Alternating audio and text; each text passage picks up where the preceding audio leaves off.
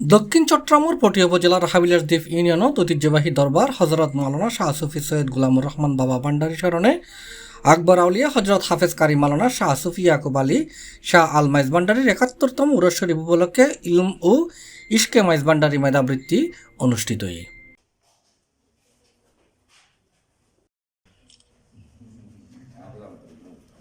জানুয়ারি ১৭ তারিখ শুক্রবার সকালে শাহজাদি নার্গিস আক্তার ফাউন্ডেশন ব্যবস্থাপনায় হুলাইন সালেনুর ডিগ্রি কলেজ ইলম ও ইশকে মাইজ ভান্ডারী মেধাবৃত্তি অনুষ্ঠিত হয়।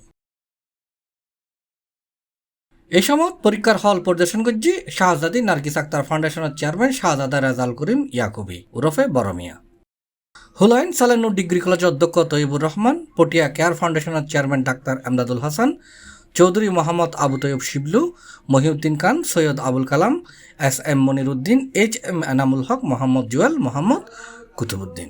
এই শিক্ষাবান্ধব এই আয়োজন শিক্ষার্থীদের মেধা, মনন এবং সৃজনশীলতা বিকাশের পাশাপাশি যে আউলিয়া ক্রামগণের যে জীবন আদর্শ এটা সমাজে বাস্তবায়নের জন্য এবং প্রজন্মের কাছে একেবারে একাডেমিক প্রক্রিয়ায় তুলে দেওয়ার জন্য এই মুখ্য ভূমিকা রাখবে এই ইলম ও ইশকে মাইজ ভান্ডারী মেধাবৃত্তি।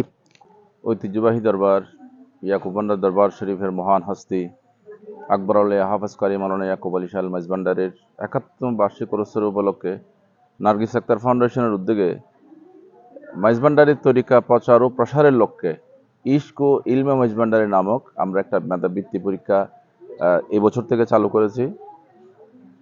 আমাদের মূল উদ্দেশ্য হচ্ছে মাইজ ভান্ডারী তরিকার প্রচার এবং প্রসার করা, যাতে প্রতিটি ঘরে ঘরে গৌসে মাইজ ভান্ডারীর যে তরিকা তার একটা মেসেজ আমরা যেন প্রতিটি ঘরে পৌঁছে দিতে পারি।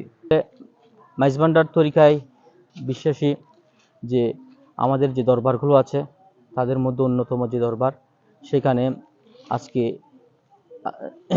এই উদ্যোগে সেটা অনুষ্ঠিত হচ্ছে।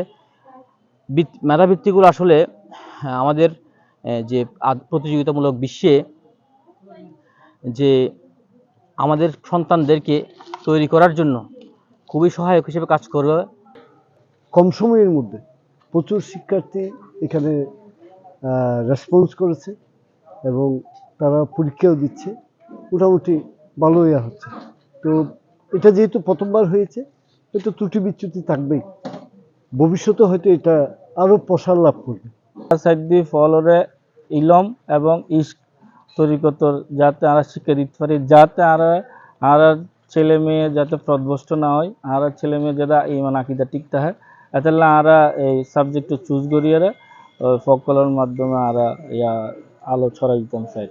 আশা করছি, কারণ এই যে পদ্ধতি, বিভিন্ন পদ্ধতিতে পরীক্ষাগুলো হচ্ছে, এই প্রক্রিয়াটা যখন সন্তানরা জেনে যাবে তখন তারা বিভিন্ন জায়গায় যে পরীক্ষাগুলো হবে সেখানে তারা অংশগ্রহণ করে তাদের মেধার স্বাক্ষর রাখতে সক্ষম হবে।